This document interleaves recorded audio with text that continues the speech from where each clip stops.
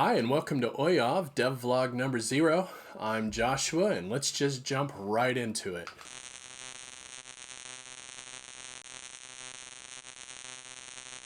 Okay, so this week I'll be showing you some clips and images of my work in progress. I'll sprinkle those in throughout most likely, and there'll be a little dedicated section to talking about what I'm working on. But I'm also going to spend some time just talking about what kind of content you can expect in weeks to come. So let's start out with me. I'm 43, a little bit older, and I have an associate's degree in IT and a bachelor's degree in business. Notice that although I do have some background in IT, I didn't say anything about coding, programming, computer science. Frankly, I don't know anything, or I didn't know anything about any of that when I started this journey. Like a lot of you probably watching right now, when I started, I didn't really know what I was doing.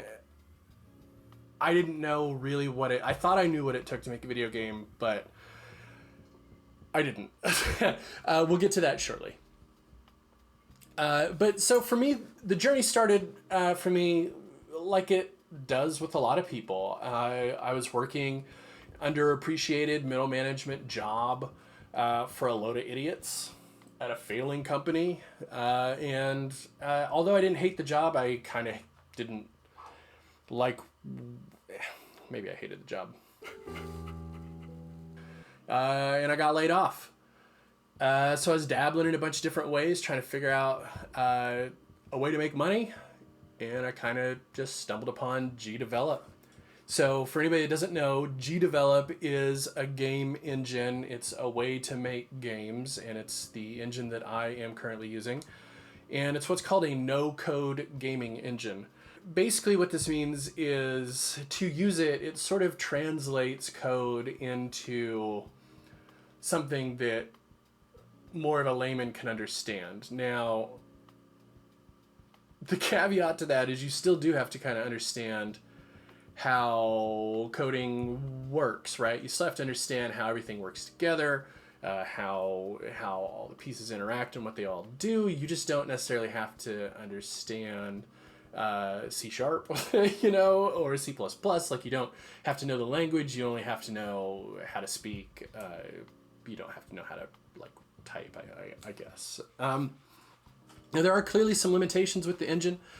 Namely, it's underpowered. It can't do a lot of the AAA 3D boom pow crazy graphics stuff. But that's not the kind of game I want to make, so that doesn't matter to me. I'm really looking to make sort of old school, traditional looking stuff, pixel based things. So after fooling around with it, tried some experiments, try to see if things could move. Can I make a guy jump? Can I make a ship fly around? Can I make a button? Can I make numbers? Do number stuff? When I realized I could do those things in this engine, I got pretty excited. I realized I could probably make the things that I've always wanted to make, and began trying, and that has led me here. So with that, once I figured it out, I got started, and it was time to make some sort of plan. But what does that mean? So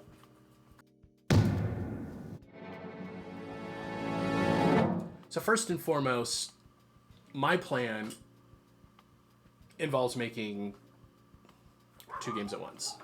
Both of which, by the way, I'll show you a little bit of here shortly. In fact, I've probably, this is me speaking before the edit, I've probably been sprinkling bits in, which I may have mentioned earlier. 2 games. So yeah, 2 games. I know this is probably weird. I know a lot of devs or people who know what they're doing are probably screaming at me right now or saying that's stupid. It's hard enough to make 1 game. But you know what? So far it's working for me, so that's what I'm doing. I don't want to get too deep in the weeds on why I'm doing two games, but in the future I am going to I think I'll make a dedicated video, a dedicated vlog, something along the lines of solo dev, two-prong development cycle, something like that. So right now it's just the cliff notes for that. So here's my plan, or here's my situation, here's where I'm going. Here's where you guys are kind of coming in on things. So, number one, my wife, Roxy. I'm sure you guys will meet her. She'll be involved at some point in here. She is actually integral to this whole process here. But she has a job, and she makes almost enough money for us to survive. Almost. So I need to make some money, right? I need some sort of short-term goal, some sort of earning potential, some way to make some money relatively soon. By soon, I essentially mean I have maybe a few months of a deadline. You know what? If you guys really want more info on finances, maybe we can go there. If you guys ask enough, I'll give you that info. I need to make some money relatively short order.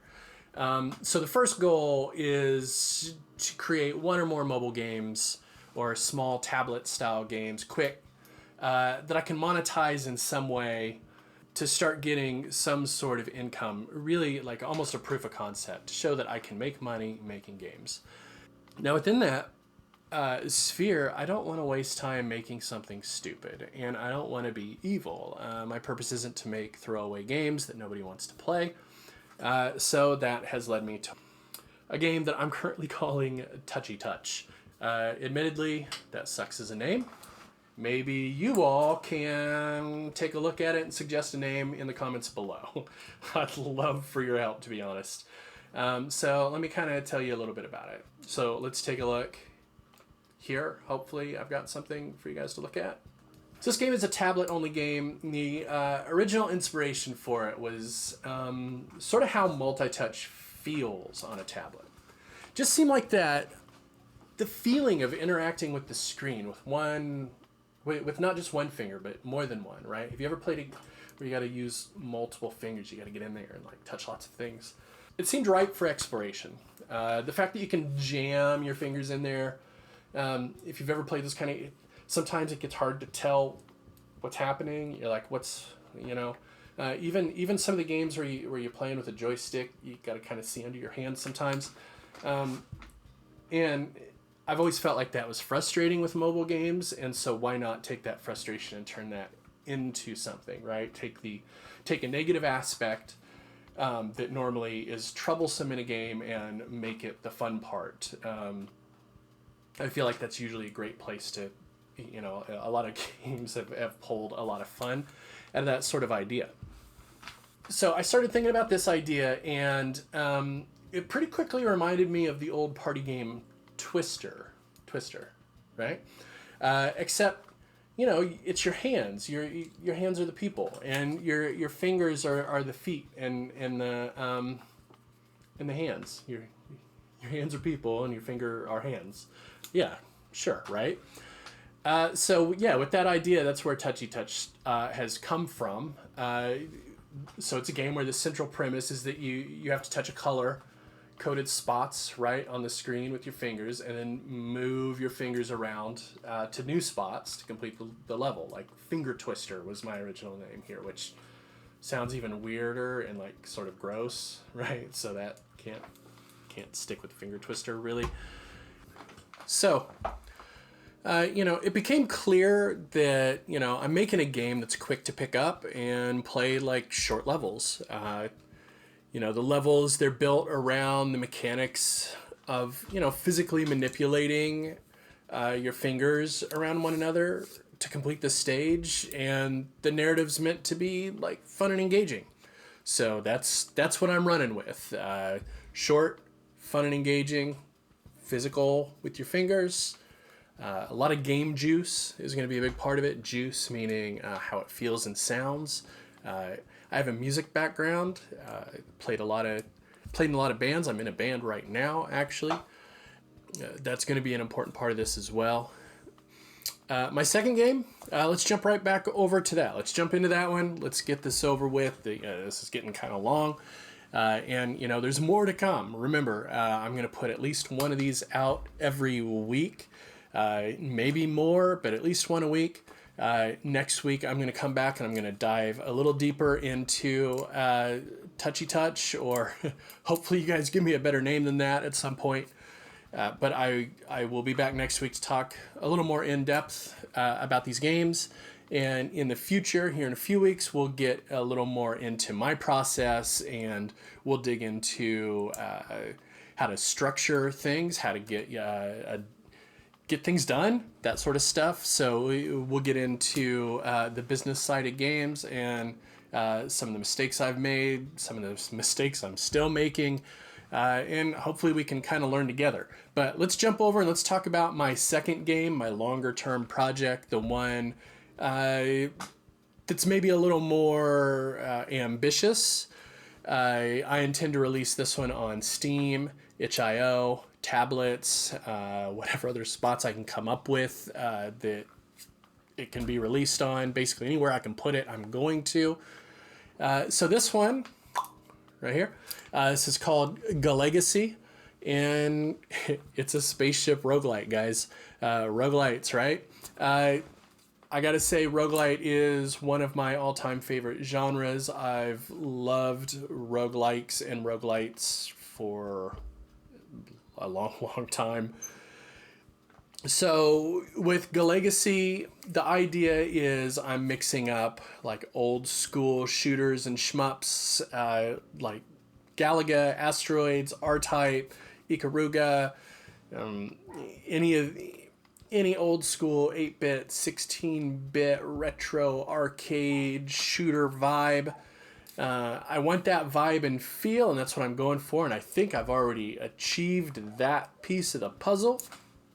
And then I'm adding that roguelike or roguelite progression system into that to kind of update the whole thing and bring it, modern. Most importantly, I think the two big pieces to this game, Galegacy, that I'm really excited about are there's I say two, but really let's go with three. If I had a graphic that said two, now it says three. Number one, shipbuilding. So in Galegacy, along with leveling up, you will build your ship out on a grid in really what was inspired by tower defense type games. So the idea here is that you'll be presented after each level, essentially, with the ability to purchase upgrades to your ship, which you can attach, and they will do the kind of things that often towers and tower defense type games do. So there'll be a lot of auto targeting, a lot of shielding, different types of attacks, area effects. Some things will target strong enemies, some things will target groups, slow effects, things like that on your ship. And you'll want to sort of build your ship towards the sort of play style. Think Vampire Survivors, right? That kind of thing, but on a ship. Or Brotato is another good example. Lots of pieces that all kind of vibe together. So it's going to have kind of that thing going on. Number two, on top of that, is a lineage system, similar to a lot of Paradox games. You kind of see this sort of deal. Really, my inspiration for it, I think, was probably Massive Chalice, strange enough as it may be. The idea being that as you play, I want to make dying interesting. So when you do, as you play each level, you get a little older and you can age out. And as you get older, you start to lose ability at a certain age, and you can choose to retire and hand your ship over to a child. This is sort of an integral piece because if you die, your ship blows up, your child has to start from scratch. So there's a risk-reward system of continuing on. because as you play, as you reach milestones, it unlocks upgrades for your lineage. So the longer you play, you can unlock more rewards, which then strengthen. So you want to try to stay alive as long as possible so you can get those unlocks. But then you're risking your ship because the longer you play, the weaker you get. And you don't unlock the stuff until you move on to the child. Got me? Number 3, you got the lineage, right? That was number 2. Number 1 was you got the spaceship building. And the third piece to this puzzle is that it's going to be pretty procedural for the most part, but I'm going to have a lot of FTL-like moments. The interesting thing here about the game is, unlike most like R-Type, Ikaruga, shoot 'em up type games, you're not confined to moving in one direction. It's more like Asteroids, and you're limited only by your amount of fuel and time limits per the mission that you're on, but scattered throughout the world or the universe will be lots of extra little things you can go do and see, and those sort of get procedurally dropped in. So the more time you take, you're sort of balancing risk-reward, flying off in directions other than where you're supposed to be going to try to see if you can come and find other things, and there's stuff you can buy that upgrade and make it easier to find those other things as you play. So that's Go Legacy. And again, obviously, I will get much deeper into that game in future videos. We'll deep dive into it and we'll talk about it, and you guys can give me your ideas. I can show you what I've got so far, and I can show you how that all is being put together. But for now, I think we are about done for today. This video is pretty long. I will try to keep all of my videos in somewhere under a 20-minute mark. I would like to shoot for 5 to 15 minutes. So if that sounds like the kind of thing that excites you, that interests you, that makes you want to watch, then make sure you hit that subscribe button down there. I'm going to make sure not to hound and bother you guys about subscribing and liking until the end of the videos. If you made it this long, please like the video. You probably liked it, right? You're still here. So if you could do that, that would be great. This is my first one, so every single like helps a whole lot. Subscribe so you can see more. I know everybody says there's that notification bell. Don't hit that. That thing's super annoying. I turn that off for everybody. Turn it off for me too.